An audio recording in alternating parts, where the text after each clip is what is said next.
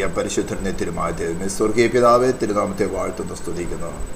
നെരിഞ്ഞനത്തിൻ്റെ മുഖപ്രകാശ രക്ഷയായിക്കൊണ്ട് നീ വെളിപ്പെട്ട ദൈവമായിരിക്കാൻ സ്തോത്രം ചെയ്യുന്നു. കഷ്ടങ്ങളിൽ ഏറ്റവും അടുത്ത തുണയായിക്കൊണ്ട് യാക്കോബിൻ്റെ ദൈവം ഞങ്ങൾ ദീർഘമായിക്കൊണ്ട് ഞങ്ങളെ കർത്താവ് പരിപാലിക്കുന്ന കൃപയ്ക്കായ സ്തോത്രം.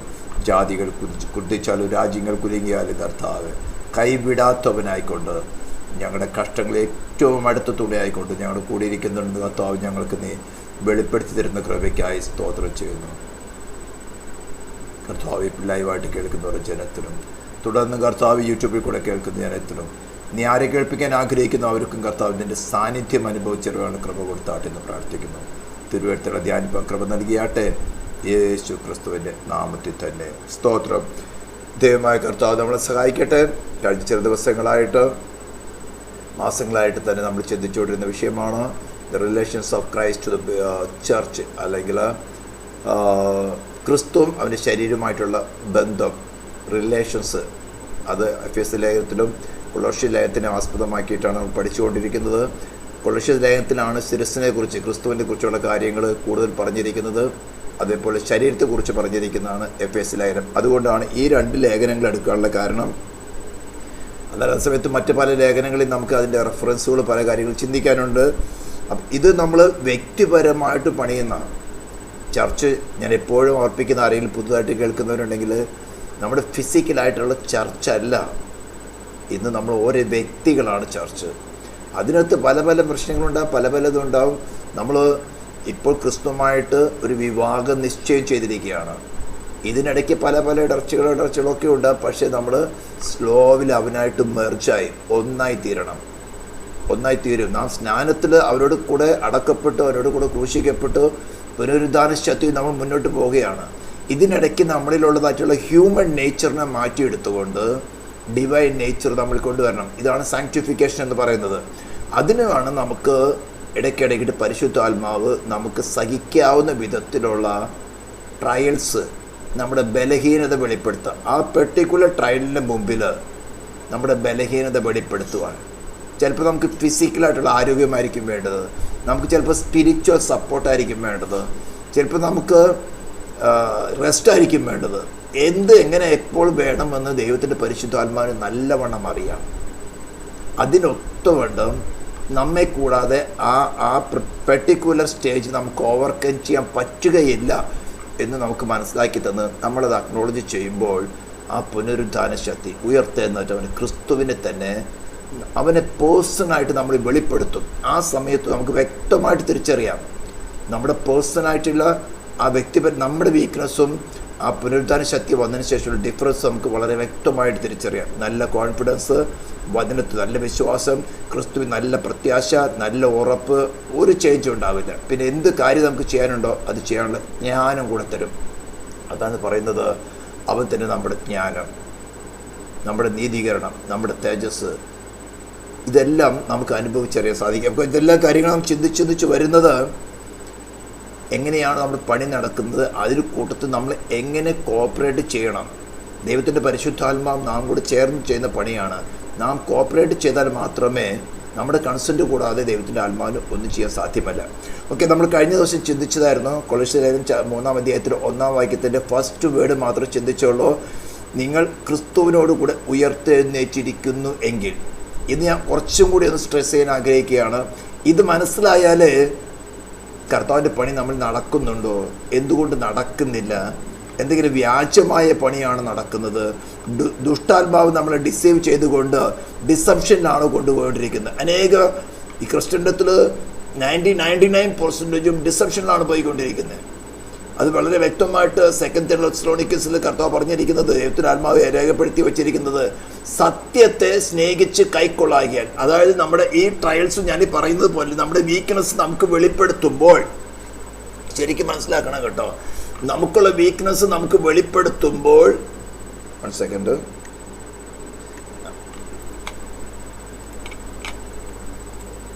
നമുക്കുള്ള വീക്ക്നെസ് നമുക്ക് വെളിപ്പെട്ട് കിട്ടുമ്പോൾ അവിടെ ക്രിസ്തുവിനെ നേടാതെ, ക്രിസ്തുവിന് വേണ്ടി കാത്തിരിക്കാതെ, നമ്മുടെ ആ വീക്ക്നെസ്സോ അല്ലെങ്കിൽ നമ്മുടെ എന്ത് സ്വഭാവമാണെങ്കിലും അതിനെ അക്നോളജ് ചെയ്ത്, ലോർഡ് ഇറ്റ്സ് മൈ മിസ്റ്റേക്ക്, മറ്റാരിലും കുറ്റം ചേർത്താതെ ഇതിൻ്റെ മിസ്റ്റേക്കാണ് എന്ന് വളരെ വ്യക്തമായിട്ട് അക്നോളജ് ചെയ്ത് അതിനെ ഓവർകം ചെയ്യാൻ ക്രിസ്തുവിന് കൂടാതെ സാധ്യമല്ലെന്ന് മനസ്സിലാക്കി ആ സമയത്താണ് പരിശുദ്ധാത്മാവ്, ആ സമയത്ത് മാത്രമേ പരിശുദ്ധാത്മാവ് ആ പുത്രനെ നമ്മൾ വെളിപ്പെടുത്തുകയുള്ളൂ, ക്രിസ്തുവിനെ നമ്മൾ വെളിപ്പെടുത്തുകയുള്ളൂ. അപ്പോൾ അതുവരേക്കും ഉള്ള ട്രയലാണ് നമ്മുടെ ഈ ഗത്സമന എന്ന് പറയുന്നത്. അത് വലിയ ഭാരമുള്ളതൊന്നല്ല.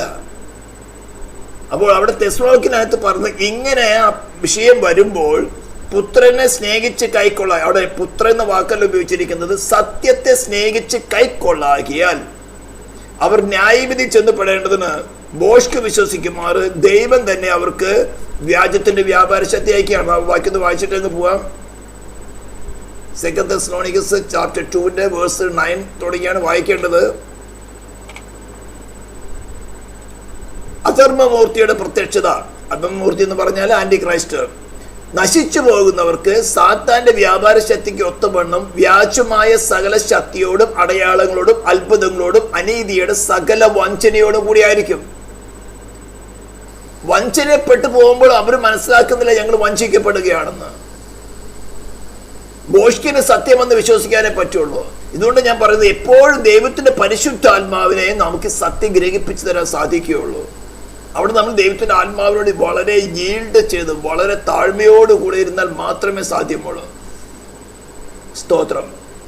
അപ്പൊ അധർമ്മമൂർത്തിയുടെ പ്രത്യക്ഷത നശിച്ചു പോകുന്നവർക്കാണ്, കണ്ടംനേഷനിലേക്ക് പോയിക്കൊണ്ടിരിക്കുക. അതിന്റെ കാരണമാണ് താഴെ പറയുന്നത്, അവർ രക്ഷിക്കപ്പെടുവാൻ തക്കവണ്ണം സത്യത്തെ സ്നേഹിച്ച് കൈക്കൊള്ളാകിയാൽ. ഇങ്ങനെ ഈ പ്രോസസ്സ് നമ്മൾ നടക്കുമ്പോൾ, വീണ്ടും പറഞ്ഞ സാങ്ക്ടിഫിക്കേഷന്റെ പ്രോസസ്സ് നമ്മൾ നടക്കുമ്പോൾ, അല്ലെങ്കിൽ നമ്മളിലുള്ള ഹ്യൂമൻ നേച്ചറിനെ മാറ്റിക്കൊണ്ട് ഡിവൈൻ നേച്ചർ നമ്മൾ കൊണ്ടുവരണമെങ്കിൽ ക്രിസ്തു നമ്മളിൽ വെളിപ്പെടണം, ക്രിസ്തു നമ്മളിൽ വളരണം, കൃപയെ പ്രാപിച്ച് നമ്മൾ അതേ പ്രതിമയായിട്ട് രൂപാന്തരപ്പെടണം. ആ പ്രോസസ്സിൽ നാം സത്യത്തെ, അല്ലെങ്കിൽ സത്യം എന്ന് പറഞ്ഞ ക്രിസ്തുവിനെ തന്നെ, അവനെ കുറിച്ചുള്ള സുവിശേഷം മാത്രമല്ല, ക്രൈസ്റ്റ് ആസ് പേഴ്സൺ, ആ പ്രത്യേക ആ ട്രയലിൽ എനിക്ക് ഓവർകം ചെയ്യാൻ എനിക്ക് ക്രിസ്തുവിനെ വേണം. ആ ട്രയൽ മാറിപ്പോയാൽ എനിക്ക് ഇതിനെ ഓവർകം ചെയ്യണം. ക്രിസ്തു എന്നിൽ വസിച്ചുകൊണ്ട് എനിക്ക് ഇതിനെ ഓവർകം ചെയ്യണം. നിന്നയായിട്ട്, പരിഹാസമായിട്ട്, ഉപദ്രവമായിട്ട്, രോഗമായിട്ട്, സാമ്പത്തിക ബുദ്ധിമുട്ടായിട്ട്, എന്തായിക്കോട്ടെ. ചില സമയത്ത് നമ്മുടെ സോളിനകത്ത് വലിയ പ്രഷർ വരും, നമുക്ക് ഓവർകം ചെയ്യാൻ പറ്റില്ല, തലയെല്ലാം പൊട്ടിപ്പൊളിയുന്ന പോലെ തോന്നും. ലോർഡ്, അത് ചിലപ്പോൾ ദുഷ്ടാത്മസേനയിൽ നിന്നായിരിക്കാം, പല പല ആഭിചാര പ്രവൃത്തികളും മറ്റതൊക്കെ ആയിരിക്കാം. അപ്പോൾ ഇതൊന്നും അതൊക്കെ ആഭിചാരം ഇസ്രായേലിന് ഫലിക്കില്ലെന്ന് പറഞ്ഞു കൊണ്ടിരുന്നൊന്നും കാര്യം നടക്കില്ല. ലോർഡ്, എനിക്കിതിന് ഓവർകം ചെയ്യാൻ പറ്റുന്നില്ല, ഐ നീഡ് യു നൗ. ഇതാണ് മനുഷ്യൻ സമ്മതിക്കാത്തത്. പല പല മാർഗങ്ങൾ ഉപയോഗിച്ച് നോക്കും, ഒന്നും ഫലമില്ല. വചനം പറഞ്ഞു നോക്കും, അവിടെ അത് ഫലിക്കുകയില്ല. കർത്താവ് ഉയർത്തെ എന്നിട്ടാണ് നീ എന്നെ വെളിപ്പെട്ടേ പറ്റുള്ളൂ. അതാണ് പറഞ്ഞത്, സത്യത്തെ സ്നേഹിച്ച് കൈക്കൊള്ളാകിയാൽ. അപ്പൊ രക്ഷിക്കപ്പെടണമെങ്കിൽ എന്ത് വേണം? സത്യത്തെ സ്നേഹിച്ച് കൈക്കൊള്ളണം. എത്ര സ്നേഹമാണ്? ഒന്നായിരിക്കുന്ന സ്നേഹം, ക്രിസ്തുമായിട്ട് ഒന്നായിരിക്കുന്ന സ്നേഹം. ഇത് കൈക്കൊള്ളാകിയാൽ അവർ രക്ഷിക്കപ്പെടുന്നില്ല. സത്യത്തെ വിശ്വസിക്കാതെ അനീതിയിൽ രസിക്കുന്ന ഏവർക്കും അവർക്ക് ക്രിസ്തുവിന്റെ മാർഗം വേണ്ട, ക്രൂശിക്കപ്പെടാൻ ക്രിസ്തുവിന്റെ മാർഗം വേണ്ട. ഞാനിപ്പോൾ ഈ പറയുന്ന രീതിയിലുള്ള സുവിശേഷം വേണ്ട. എനിക്കെന്ത് വേണം? പെരിഫറൽ ആയിട്ടുള്ള, ഇമോഷണൽ ആയിട്ടുള്ള, കർണരസമായിട്ടുള്ള സുവിശേഷങ്ങൾ, യാതൊരു ബുദ്ധിമുട്ടും കൂടാത്തുള്ള ജീവിതം, ആശ്വാസകരമായ പ്രസംഗങ്ങൾ, അതെല്ലാം സോളിനെ എന്റർടൈൻ ചെയ്യുന്നതാണ്. നമ്മുടെ സ്പിരിറ്റുമായിട്ട് യാതൊരു ബന്ധമില്ല, സോളിനെ മാത്രം. പെരിഫറൽ കാര്യങ്ങൾ, നൈമിഷികം കൂടി വന്ന് ഒരു ദിവസം 2 ദിവസം ഒരു ആശ്വാസം ഉണ്ടാവും, അല്ലെങ്കിൽ ആ പ്രസംഗം കേൾക്കുന്ന മാത്രമേ കുറച്ച് ആശ്വാസം ഉണ്ടാവും. അത് കഴിയുമ്പോൾ വീണ്ടും മാറും. അപ്പൊ അനീതി രസിക്കുന്ന ഏവർക്ക് ന്യായവിധി വരേണ്ടതിന് ദൈവം അവർക്ക് ബോഷ്ക്ക് വിശ്വസിക്കുമാർ വ്യാജത്തിന്റെ വ്യാപാര ശക്തി അയക്കുന്നു. ഇവിടെ നിന്നൊന്ന് രക്ഷ പ്രാപിക്കണമെങ്കിൽ, ഒരുവിനെ വിടുവിച്ചെടുക്കണമെങ്കിൽ വളരെ ഗ്യാപ്പിൽ നിൽക്കണം നമ്മൾ. കർത്താവേ, നീ കൃപ കാണിക്ക്, നീ അവന് വേണ്ടി, ആൾക്ക് വേണ്ടി അറ്റോൺമെന്റ് ആയതാണല്ലോ. വേറൊരു മറിച്ചും പറയും, ഞങ്ങൾ മനുഷ്യര് നിന്നെ കൂടാതെ ഒരു നന്മയും ഞങ്ങൾ വസിക്കുന്നില്ല. ഏതും തോട്ടം തുടങ്ങി മനുഷ്യന്റെ നേച്ചർ അതാണ്, ക്രിസ്തുവിനെ കൂടാതെ നമ്മൾ ഒരു നന്മയും വസിക്കുന്നില്ല. അപ്പൊ നമ്മൾ ചിന്തിച്ചു പോകും, എത്രയോ ദൈവത്തെ അറിയാത്ത ജാതികള്, ദൈവത്തെ ഒട്ടും അറിയാത്ത ജാതികള്, ബൈബിൾ ഒരു പ്രാവശ്യം പോലും വായിക്കാത്ത ആൾക്കാർ എത്രയോ നന്മ ചെയ്യുന്നുണ്ട്. ഒഫ്കോഴ്സ് അവരുടെ പേഴ്സണൽ കാര്യങ്ങൾ, അവരുടെ സെൽഫിൽ മേലും തൊട്ടു നോക്കണം, അപ്പം അറിയാം. ഒത്തിരി പേരുണ്ട് അങ്ങനെ ചെയ്ത്, നല്ല കാര്യങ്ങൾ ചെയ്ത് ഒത്തിരി പേരുണ്ട്. ചെയ്യാത്തൊരു പെന്തക്കോസ്തുകാരുള്ള കൂടുതലും. അവരുടെ സെൽഫിന്റെ അല്ലെങ്കിൽ ഒരു സംഘടനയുടെ മറ്റു കാര്യങ്ങളിലെ ആ പ്രഷറിൽ ചെയ്യുന്നു. സോളുമായിട്ട് യാതൊരു ബന്ധവുമില്ല.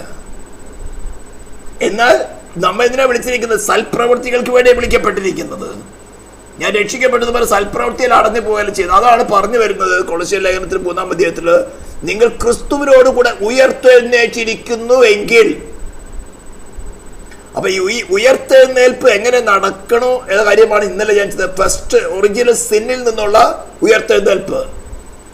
അവിടെ നമുക്ക് ഇന്റേണൽ ആയിട്ട് ഒരു പുതിയ ഫാക്കൽറ്റീസ് അല്ലെങ്കിൽ ഒരു ആന്തരിക ഘടകങ്ങള്, മലയാളത്തിൽ പറഞ്ഞ ആന്തരിക ഘടകങ്ങൾ ഒന്നും തന്നെ സൃഷ്ടിക്കപ്പെടുന്നില്ല. പലർക്കും ചിന്താഗതിയുണ്ട്, എന്തോ വെളിയിൽ നിന്ന് ഇമ്പ്യൂട്ടേഷൻ, അതായത് ഒരു പാത്രത്തിൽ നിന്ന് വേറൊരു പാത്രത്തിലേക്ക് വെള്ളം പകരുന്നത് പോലെ ക്രിസ്തുവിൽ നിന്ന് എന്തോ പകരുന്ന മാതിരി.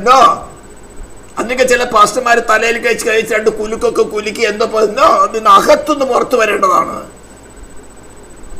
ക്രിസ്തുവിനെ കുറിച്ച് അവൻ നമുക്ക് വേണ്ടി ചെയ്ത പ്രായശ്ചിത്തത്തെ കുറിച്ചുകൊണ്ട് മനസ്സിലാക്കിയിട്ട് ദൈവത്തിന്റെ പ്രവൃത്തി, ആ പ്രായശ്ചിത്തം വേണ്ട ഉരുവായത് പിതാവ് പുത്രൻ പരിശുദ്ധാത്മാവ് ത്രിയേക ദൈവത്തിന്റെ സ്നേഹത്തിൽ നിന്ന്, മാനവജാതിയുടെ സ്നേഹത്തിൽ നിന്ന് ഉരുവായതാണ് പ്രായശ്ചിത്തം. പിതാവ് തന്റെ ഹൃദയം അറിയിക്കുമ്പോൾ പുത്രൻ അതിന് സബ്മിസീവ് ആവാണ്. യെസ്, നിന്റെ ഇഷ്ടം ചെയ്യുവാൻ ഞാൻ പ്രിയപ്പെടുന്നു. എന്താ പറയുന്നതിന്റെ കാര്യങ്ങൾ വളരെ വ്യക്തമായിട്ട് അറിഞ്ഞുകൊണ്ട് തന്നെയാണ് അവൻ നമുക്ക് പകരക്കാരായി മരണം അനുഭവിക്കാൻ കടന്നു വന്നത്.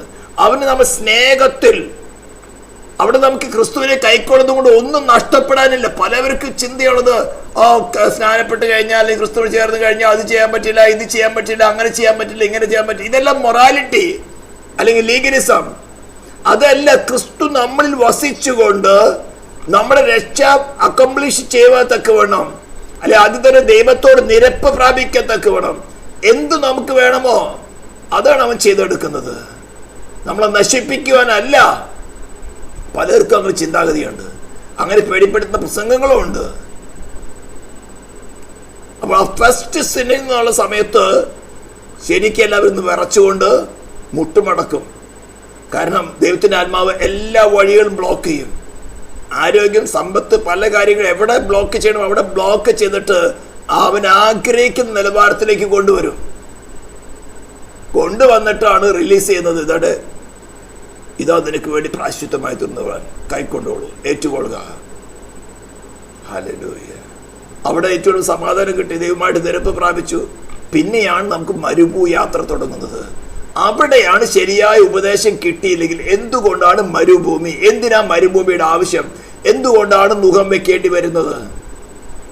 സ്റ്റിൽ നമ്മൾക്കൊരു സ്വഭാവമുണ്ട്, ദൈവത്തെ കൂടാതെ വാഴണം. ഇത് നമ്മുടെ ഈ ശരീരത്തിൽ നിന്ന് വേർപ്പെടുന്നത് വരേക്കും ഉണ്ടാവും. അവിടെ നമുക്ക് ഈ ജഡത്തിന്റെ മോഹങ്ങളിലേക്ക് പോകാതിരിക്കത്തക്ക വേണം, നമ്മുടെ ആ ഒരു കൺട്രോൾ, ഒരു ബാലൻസ് കിട്ടാന്നൊക്കെ വേണമാണ് ഈ മുഖം നമ്മൾ വെക്കാൻ. മുഖം നമുക്ക് ഭാരമല്ല. അതിന്റെ കർത്താവ് പറഞ്ഞിരിക്കുന്നത്, എൻ്റെ മുഖം മൃദുവാണ്, എൻ്റെ ഭാരം ലഘുവാണ്, ബർഡൻ ലഘുവാണ്. അത് ഏറ്റവും എന്നോട് പഠിക്കുക. അതെന്തിനാ? നമ്മള് ജഡത്തിന്റെ മോഹങ്ങളിൽ പോയി നശിച്ചു പോകാതിരിക്കത്തക്കവണ്ണം നമ്മുടെ മേളിൽ ചെറിയൊരു മുഖം വെക്കുകയാണ്. അത് നമ്മൾ കൺട്രോൾ ചെയ്യാണ്. അനേക വാക്യങ്ങളുണ്ട് ഗലാത്യ ലേഖനത്തിലും റോമലേഖനത്തിലും ഒക്കെയും. സ്തോത്രം. അപ്പോൾ അത് വെച്ച് നമ്മൾ നിയന്ത്രിച്ചു കൊണ്ടിരിക്കുന്ന ആ സമയത്താണ് നമുക്ക് ഈ സാങ്ക്ടിഫിക്കേഷൻ പ്രോസസ്സിൽ കൂടെ കടന്നു പോകുന്നുണ്ട്. സാങ്ക്ടിഫിക്കേഷൻ പ്രോസസ്സിൽ കൂടെ പോയിട്ടാണ് നമ്മൾ ഫൈനൽ ജസ്റ്റിഫിക്കേഷൻ നടക്കുന്നത്.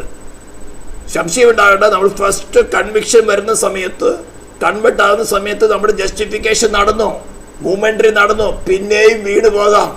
നമ്മൾ കാര്യങ്ങളൊക്കെ ചിന്തിച്ചതാണ്.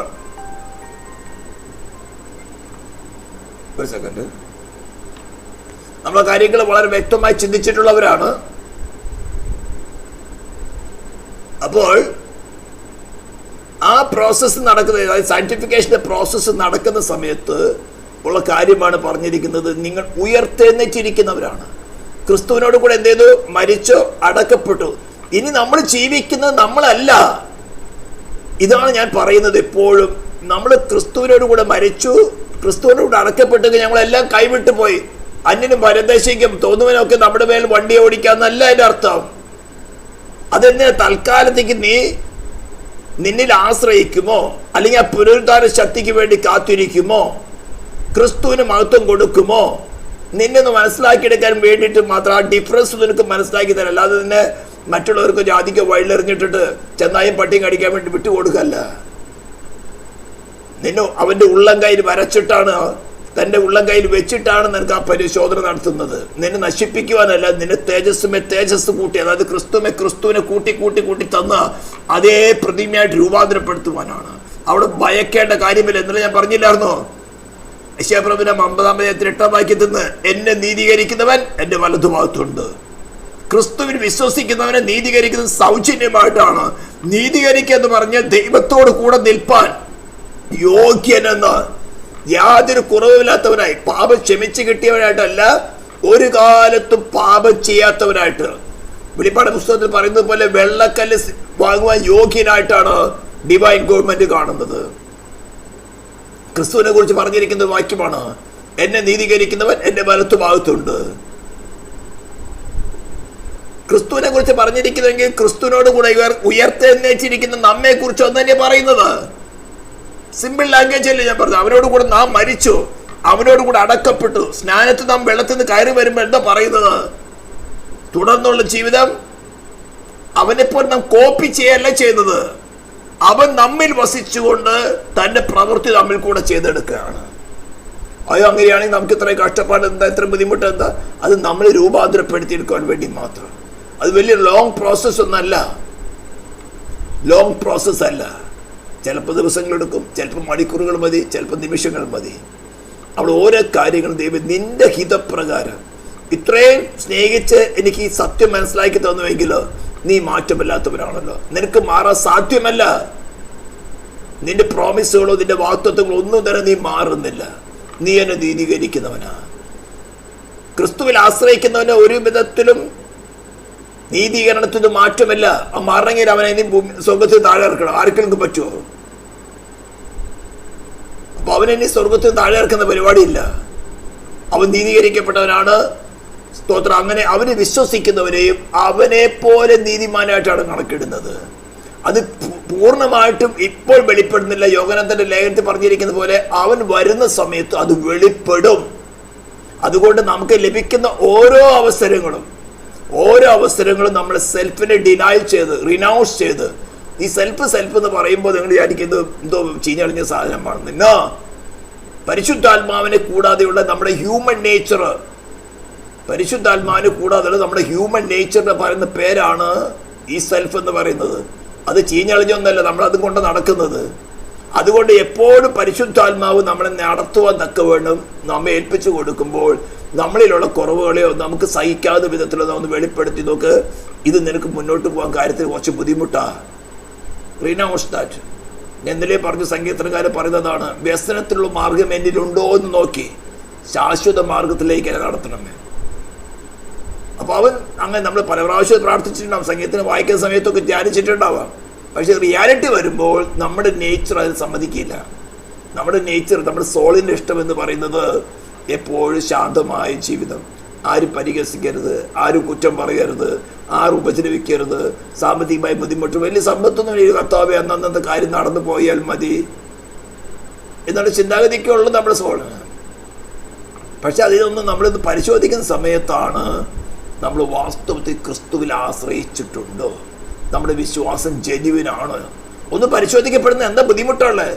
ലാസ്റ്റ് മൊമെന്റിൽ വേണ്ടി നമ്മുടെ വിശ്വാസം ശരിയല്ല, ഞാൻ തന്നെ ഒരു നാളും അറിഞ്ഞിട്ടില്ല എന്ന് പറഞ്ഞാൽ അതിനേക്കാളും നല്ലതല്ലയോ ഇപ്പോൾ നമ്മുടെ ഫെയ്ത്ത് ഒന്ന് പരിശോധിക്കപ്പെടുന്നത്, ജെന്യുവിൻ ആണോ അല്ലയോ നമുക്കൊന്ന് മനസ്സിലാക്കി തരുന്നത്. ഇല്ലെങ്കിൽ ശരിയാ കർത്താവ്, എൻ്റെ ഫെയ്ത്ത് ജെന്യുവിൻ അല്ല, പ്ലീസ് ഉയർത്തെഴുന്നേറ്റ് നിന്നെ ഞാൻ ആശ്രയിക്കുന്നു. ഇത്രയുള്ള പരിപാടി. ഉയർത്തെഴുന്നേറ്റ് സ്വർഗത്തിലും ഭൂമിയിൽ സകല അധികാരമുള്ളവരാ എൻ്റെ നീതീകരണമായിരിക്കുന്ന നിന്നിൽ ഞാൻ ആശ്രയിക്കുന്നു. ഉടനെ ഡിവൈൻ ഗവൺമെന്റ് എന്താ പറയുന്നത്? എന്നെ നീതീകരിക്കുന്നവൻ ഇവൻ, ഞാൻ നീതീകരിച്ചവനാ. പുത്രന്റെ വില രക്തം കൊടുത്തുകൊണ്ട് പ്രായശ്ചിത്തമായി തീർന്നിട്ട് നീതീകരിക്കപ്പെട്ടവനായവൻ. Belong to the kingdom of God. ദൈവ കുടുംബത്തിലെ വ്യക്തിത്വമാണ്. അപ്പോൾ ഞാൻ ഈ പറഞ്ഞു വരുന്നത് കൊളോസ്യലേഖനത്തിലേക്ക് വരാം. നമുക്ക് ഇത്രയും കാര്യങ്ങൾ മനസ്സിലാക്കി കഴിയുമ്പോൾ ഇനി ഒരുവിധം മനസ്സിലാകുമെന്ന് തോന്നുന്നു. അപ്പോൾ നിങ്ങൾ ക്രിസ്തുവിനോട് കൂടെ ഉയർത്തെഴുന്നേറ്റിരിക്കുന്നുവെങ്കിൽ, ഇപ്പൊ ക്രിസ്തുവിന്റെ കൂടെ മരിച്ചു, ക്രിസ്തുവിന്റെ കൂടെ അടക്കപ്പെട്ടു, ഇത് സ്നാനത്തിൽ നടക്കുന്നതല്ല, സ്നാനത്തിന് മുമ്പേ നടക്കുന്ന കാര്യമാണ്. സ്നാനത്തിന് മുമ്പേ ഈ പ്രവൃത്തി എന്നിൽ നടന്നു എന്ന് ഞാൻ വെള്ളത്തില് സാക്ഷീകരിക്കുന്നതാണ് വിശ്വാസ സ്നാനം. അല്ലാണ്ട് വിശ്വാസ സ്നാനത്തിലല്ല സംഭവിക്കുന്നത്. ഞാൻ ക്രിസ്തുവിൽ ആശ്രയിക്കുന്നത് കൊണ്ട് എനിക്ക് എൻ്റെ പാപം, എൻ്റെ കുറ്റങ്ങൾ, എൻ്റെ കുറവുകൾ എനിക്ക് മനസ്സിലായി. എന്താണ് ഒറിജിനൽ സിൻ എന്ന് എനിക്ക് മനസ്സിലായി. എന്തുകൊണ്ടാണ് ഞാൻ പാപ പ്രവൃത്തികൾ ചെയ്യുന്നത് മനസ്സിലായി. ഇതുവരെയും എന്നെ വാഴുന്നത് പാപം. ഇതിൽ നിന്ന് എനിക്ക് രക്ഷ പ്രാപിക്കണമെങ്കിൽ ഒരേ ഒരു വഴിയുള്ളൂ. ഡിവൈൻ ഗവൺമെന്റിന് സാറ്റിസ്ഫാക്ഷൻ വരുത്തിയ യേശു ക്രിസ്തുവിന്റെ പ്രായശ്ചിത്തം ഞാൻ അംഗീകരിച്ചേ മതിയാകുള്ളൂ. തുടർന്നുള്ള വിശ്വാസ ജീവിതം ദൈവ നിയമത്തിനനുസരിച്ച് ജീവിക്കണമെങ്കിൽ എൻ്റെ സോളിന് നിയന്ത്രണം ഞാൻ ക്രിസ്തുവിന് ഉയർത്തെഴുന്നേറ്റവനെ ക്രിസ്തുവിനെ ഏൽപ്പിച്ചേ മതിയാകുള്ളൂ. ഈ ഒരു പ്രോസസ്സ് എന്നിൽ നടന്നു. ഞാൻ പാപി മരണയോഗ്യനെന്ന് എനിക്ക് മനസ്സിലായി. എനിക്ക് എൻ്റെ മേൽ വരേണ്ട ശിക്ഷ എൻ്റെ സൃഷ്ടിതാവായ ദൈവം എന്നെപ്പോലുള്ള ശരീരം, പ്രാണനും ആത്മാവ് ഏറ്റെടുത്തുകൊണ്ട് എനിക്ക് പകരമായി ശരീരത്തിലും പ്രാണനും ആത്മാവിലും ശിക്ഷ അനുഭവിച്ചു പകരക്കാരനായി തീർന്നു. അവൻ മരിച്ചവരുടെ ഉയർത്തെന്നിട്ട് എനിക്കൊരു ഓഫർ തരികയാണ്, തന്നെ പോലെ എന്നെ ആക്കി തീർക്കാൻ തക്കോണം അവനെ കൈക്കൊള്ളുവാൻ. അതാണ് പറയുന്നത്, അവനെ കൈക്കൊണ്ട് അവന്റെ നാമത്തിൽ വിശ്വസിക്കുന്ന ഏവർക്കും ദൈവ മക്കളാണുള്ള അധികാരം കൊടുത്തു. നമ്മൾ തെസ്സലോനിക്കർ വായിച്ചു, തങ്ങൾ രക്ഷിക്കപ്പെടുവാൻ തക്കവണ്ണം സത്യത്തെ സ്നേഹിച്ച് കൈക്കൊള്ളാകിയാൽ. അപ്പൊ ക്രിസ്തുവിനെ സ്നേഹിച്ച് കൈക്കൊള്ളുക എന്ന് പറഞ്ഞാൽ റിസീവ്. നമ്മളെ നയിക്കുവാൻ, നമ്മളെ നടത്തുവാൻ, നമ്മളെ എല്ലാ കാര്യത്തിലും തന്റെ ഗുണം അവൻ നന്മയെ ചെയ്യുകയുള്ളൂ. താൻ ആരെ സ്നേഹിക്കുന്നുവോ അവന് ദോഷമായിട്ട് ചെയ്യുവാൻ സാധ്യമല്ല. ഡിവൈൻ ഗവൺമെന്റിന്റെ പ്രിൻസിപ്പിൾ അല്ല അത്. അഗാപ്പെ ലവ് എന്ന് പറഞ്ഞാൽ ആരെ സ്നേഹിക്കുന്നുവോ അവന് ഏത് നല്ലതെന്ന് കണ്ട് അത് ചെയ്തു കൊടുക്കുക. ഈവൻ അതിനുവേണ്ടി മരിക്കേണ്ടി വന്നാലും അത് ചെയ്തു കൊടുക്കുക. അതാണ് ഡിവൈൻ ഗവൺമെന്റിന്റെ ക്രീം, ലോയുടെ ക്രീം. അപ്പോൾ നമുക്ക് ദോഷം ചെയ്യുന്നവനല്ല. അതുകൊണ്ട് ധൈര്യമായിട്ട് നമ്മുടെ സോളിനെ അവൻ ഏൽപ്പിക്കാം. ഇത് എന്നിൽ നടന്നു. അത് ഏൽപ്പിക്കുമ്പോഴാണ് ആ പുനരുദ്ധാര ശക്തി വരുന്നത്, സ്നാനത്തിലല്ല വരുന്നത്. അത് നാം സ്നാനത്തില് സാക്ഷീകരിക്കുകയാണ്, സിഗ്നിഫൈ ചെയ്യുകയാണ്. ഞാൻ ക്രിസ്തുവിനോടുകൂടി മരിച്ചു, ഞാൻ ക്രിസ്തുവിനോട് അടക്കപ്പെടാം. ഇനിയുള്ള എൻ്റെ ജീവിതം പുനരുദ്ധാര ശക്തിയോട് കൂടിയായിരിക്കും. അതാണ് ക്രിസ്തുവിനോട് ഉയർത്തെഴുന്നേറ്റ്. അതായത് നമ്മുടെ മോർട്ടലായിരുന്ന സോള് ഇമ്മോർട്ടലായിട്ട് മാറി. മരിച്ചിരുന്ന നമ്മുടെ പ്രാണന ആത്മാവ് ജീവിച്ചു. അതാണ് ഉയർത്തെഴുന്നേൽക്കുക എന്ന് പറയുന്നത്. ഇത് കുറച്ചും കൂടി ലളിതമായ ഭാഷയിൽ പറഞ്ഞാൽ, പരിശുദ്ധാത്മാവിനാൽ മറിയുടെ ഗർഭപാത്രത്തിൽ യേശു ഉരുവായതുപോലെ പരിശുദ്ധാത്മാവിനാൽ എന്ന് പറഞ്ഞാൽ പരിശുദ്ധാത്മാവ് നമ്മുടെ സോളിൽ വന്നിട്ട് നമ്മുടെ ആത്മാവിന്റെ മരിച്ചിരിക്കുന്ന അവസ്ഥ നമുക്ക് വെളിപ്പെടുത്തി തന്നു. പുസ്തകത്തിൽ വെളിപ്പെടുത്തുന്നു മാത്രമല്ല, നമുക്ക് വ്യക്തിപരമായിട്ട് അറിയണം. ഇതാ ഞാൻ എന്താ പറഞ്ഞത്, എവിഡൻസ് കൊണ്ട് നാം വിശ്വാസം കംപ്ലീറ്റ് ആകില്ല, പ്രൂഫ് വേണം. ഞാൻ ക്രിസ്തുവിൽ ആശ്രയിക്കണമെങ്കിൽ എൻ്റെ ഹ്യൂമൻ സ്പിരിറ്റ് മരിച്ചിരിക്കുന്നത് എനിക്ക് മനസ്സിലാകണം, എൻ്റെ ഇന്റലക്ച്വൽ മനസ്സിലാകണം.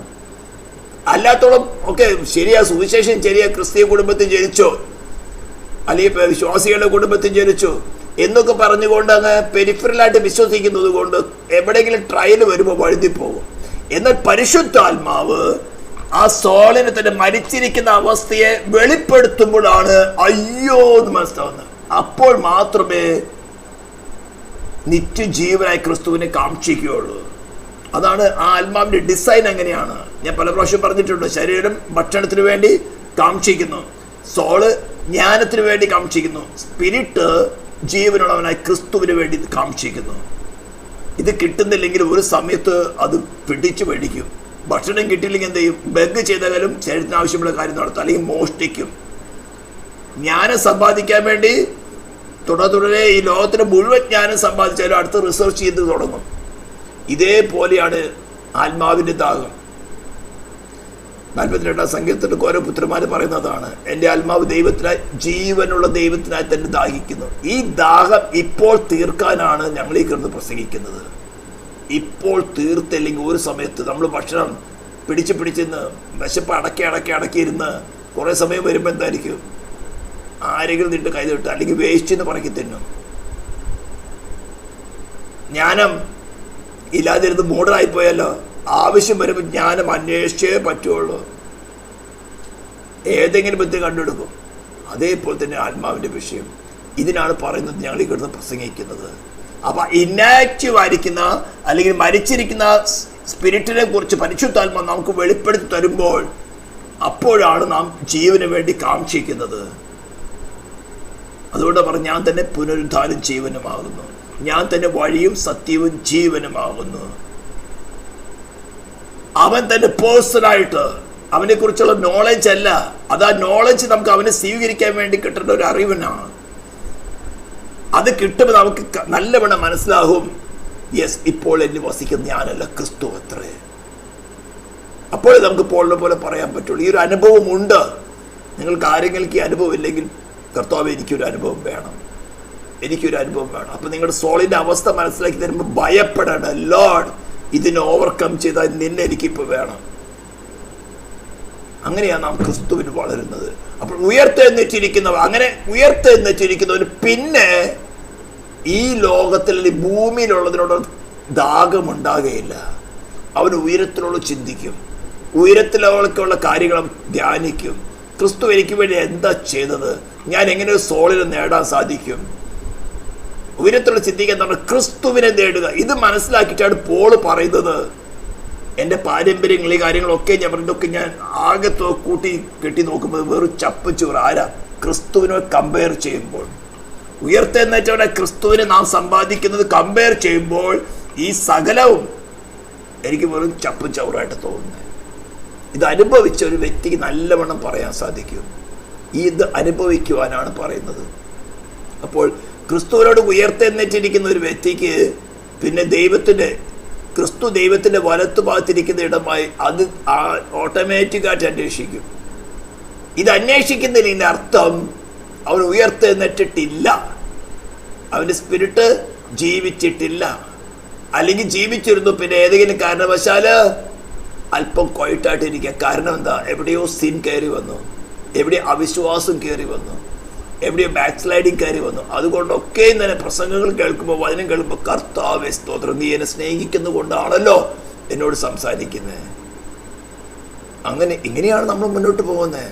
നമ്മൾ ആരും ഓൾവേസ് പെർഫെക്റ്റ് അല്ല, ഞാൻ ഒട്ടുമല്ല. എനിക്കതിന് നല്ലവണ്ണം അറിയാം. അവൻ ഉള്ള സമയത്തും ഇല്ലാത്ത സമയത്ത് എനിക്ക് നല്ലവണ്ണം അറിയാം. അതുകൊണ്ട് ഭാരപ്പെടണ്ട, ഞാൻ എൻ്റെ വലം കൈ പിടിച്ചിരിക്കുന്നു. ആസാവ് പറഞ്ഞ പോലെ, നീ എൻ്റെ വലം കൈ പിടിച്ചിരിക്കുന്നു. സ്വർഗത്തിൽ എനിക്ക് ആരുള്ളൂ, ഭൂമിയിൽ നിന്നെ അല്ലാതെ മറ്റൊന്നും ആഗ്രഹിക്കുന്നില്ല. ഇത് നമ്മൾ എന്തൊക്കെ ചെയ്തിട്ട് ഉപവസിച്ചോ പ്രാർത്ഥിച്ചോ ഉണ്ടാക്കുന്നതല്ല. ക്രിസ്തുവിനോട് കൂടി ഉയർത്തെന്നിട്ടുണ്ടെങ്കിലും നമ്മുടെ വാഞ്ച, നമ്മുടെ ഹ്യൂമൻ സ്പിരിറ്റിൻ്റെ വാഞ്ച ജീവനുള്ള ദൈവമായ ക്രിസ്തു തന്നെയാണ്. അത് നാച്ചുറലായിട്ട് സംഭവിക്കുന്നതാണ്. ആരും പ്രഷൈസ് ചെയ്തിട്ടല്ല, ഉപവസിച്ചിട്ടല്ല പ്രാർത്ഥിച്ച. പക്ഷേ ഇതെല്ലാം ഉപവാസം പ്രാർത്ഥനയൊക്കെ തന്നെ ഇതിനോട് കൂടെ തന്നെ വരും. അതുകൊണ്ട് കോൺഫിഡൻ്റ് ആയിരിക്കുക, എന്നെ നീതീകരിക്കുന്നവൻ എൻ്റെ വലതുഭാഗത്തുണ്ട്. ഇതൊരു വിശ്വാസിയുടെ, ക്രിസ്തുവിൽ ആശ്രയിക്കുന്ന വിശ്വാസി എന്ന് പറഞ്ഞു കഴിഞ്ഞാൽ പെയിൻ്റ് അടിച്ച് നടക്കുന്നവരല്ല, ക്രിസ്തുവിൽ ആശ്രയിക്കുന്ന ഏതൊരു വ്യക്തിക്കും പറയാം എന്നെ നീതീകരിക്കുന്നവൻ എന്ന് പറഞ്ഞാൽ അതിൻ്റെ മേളിൽ വേറൊരുത്തരും ക്ലെയിം ഇല്ല. പെർഫെക്റ്റ്ലി പ്രോപ്പർട്ടി ഓഫ് ഗാഡ്, ദൈവരാജ്യത്തിൻ്റെ പ്രോപ്പർട്ടിയാണ്, ദൈവ കുടുംബത്തിൻ്റെ പ്രോപ്പർട്ടി. പിന്നെ കാക്കുവാൻ ദൂതന്മാരുണ്ട്, പരിപാലിക്കാനുണ്ട്, ഭക്ഷണമാണ്, വസ്ത്രമാണ്, ആഹാരമാണ്, ഇതിനൊക്കെ ഫ്രീ ആയിട്ട് പ്രൊവൈഡ് ചെയ്യുന്നൊരു ദൈവമുണ്ട്, ഒരു പിതാവുണ്ട്. നമുക്ക് ശരിക്കും അനുഭവിച്ചറിയാം. ഈ അനുഗ്രഹത്തിലേക്ക് കർത്താവ് നമ്മൾ നടത്തട്ടെ. പ്രാർത്ഥിക്കാൻ. പരിശുദ്ധ ദൈവമേ, സ്വർഗീയ പിതാവേ, നിന്റെ സ്നേഹത്തിനായി കരുതനായ സ്തോത്രം. നിന്നോടുകൂടെ ഉയർത്തെഴുന്നേൽക്കുക. മരിച്ചിരുന്ന ഞങ്ങളുടെ ആത്മാവ് കർത്താവ് നിന്നിൽ ജീവിക്കുവാൻ നീ ഇടവരുത്തിയല്ലോ.